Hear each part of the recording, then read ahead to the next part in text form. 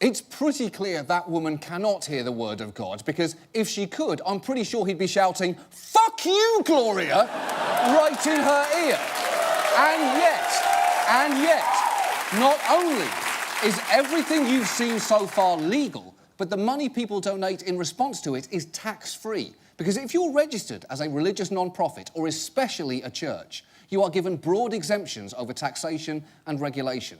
The IRS, in fact, produced a scintillating video instructing its agents how to treat churches, and it contains a phrase that you would not normally associate with the agency.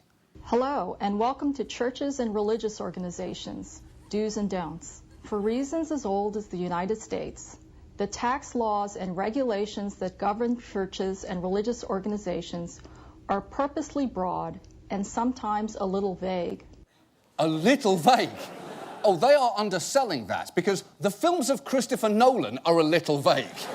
A text from your mom reading, "Please call, not emergency, but please call, very important, don't worry," that's a little vague. The IRS regulations are close to meaningless.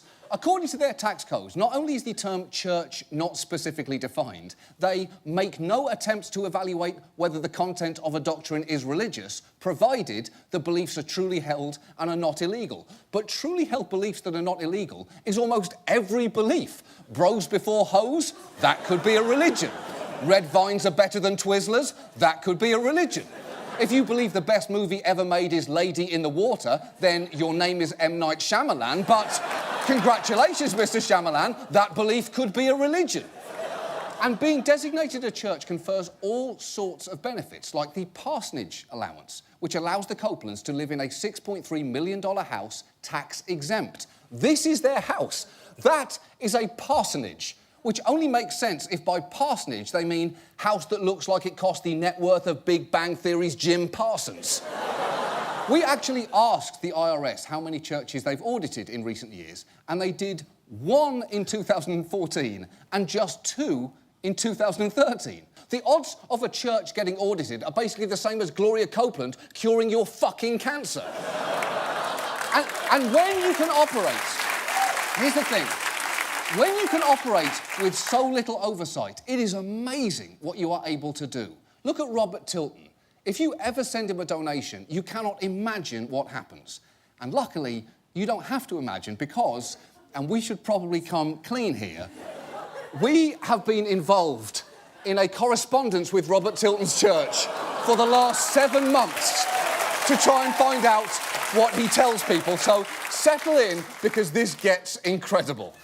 Back in January, I sent him $20 and a letter asking to be added to his mailing list. Within 2 weeks, he sent me a letter back thanking me for my donation and claiming, "I believe that God has supernaturally brought us together." And supernatural is a bit of a stretch. I saw him on television and I sent him some money. He wasn't my dead lover who came back to help me with some pottery.